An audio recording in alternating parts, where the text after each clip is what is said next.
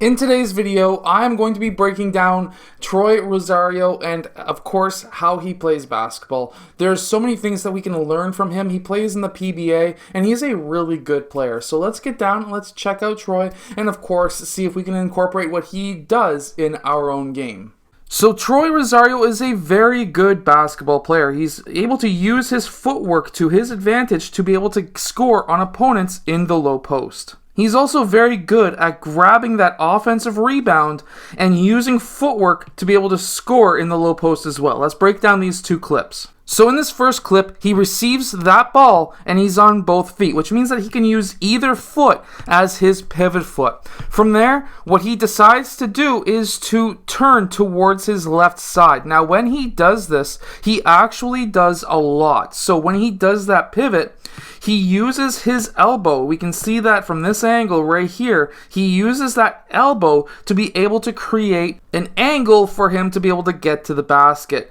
When he takes a small shot fake that lifts his defender up into the air, which then he's able to then go up for a baby hook, and of course he makes that shot. Now, when he gets this offensive rebound, same thing again.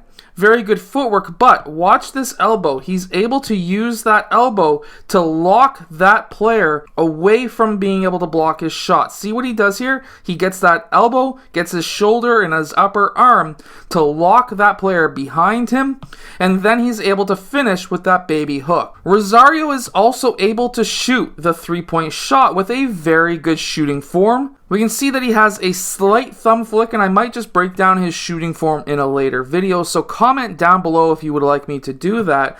However, when he releases that ball, he releases with a soft release, which will allow him to have lots of arc. However, he still gets a ton of backspin on that ball, and you really want to have backspin on that ball so that it bounces in.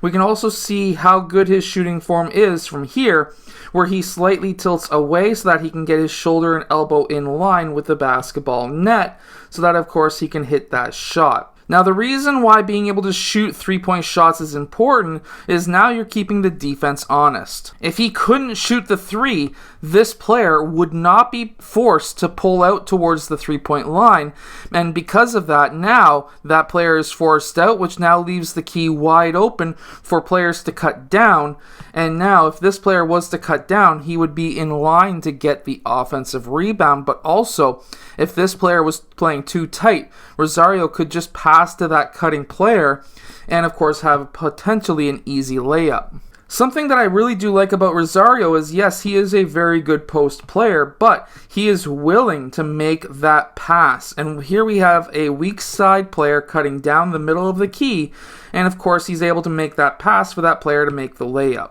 Also, when running a 5-out style offense, if you can have a player move from the wing to the point off of a screen and roll on the other side wing, basically you'll have potentially an open three-point shot, and because he can hit those shots, he is able to really make the defense suffer. Rosario is also a very smart player. Here they're playing against a 2-3 zone.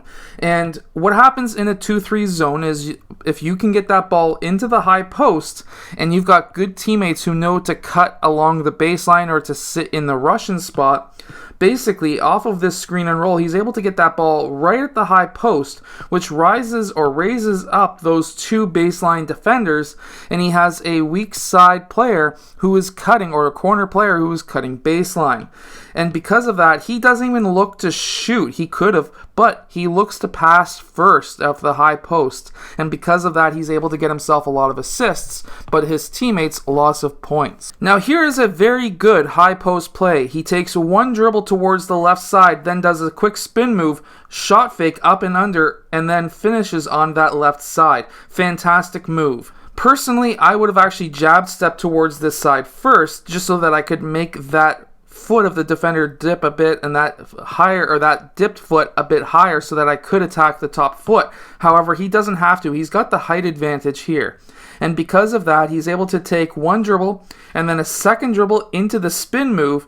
He can go 1, 2, and then that first step is now his gather, so now he can use that as a pivot. Then he goes up for the shot, and then he's able to step through. I would have liked to see him finish with the left hand, but at the same time, he's still able to make that shot, and it's still a very high-level move. This does seem to be a move that he does a lot. That's a spin move up and under, but here he finishes with the left hand, which is a smart move. And the reason for that is now he's got that defender on this side, and if we zoom in, something that a lot of younger players don't do is when they go up with he goes up with two hands, and he uses his off hand or his off arm to be able to protect against that blocked shot. And because of that, he's able to finish with his left hand, and of course, he makes that basket. I hope that this video has helped you become a better basketball player. Make sure to go check out all of the equipment that I use down in the description below, and I'll see you guys again next time.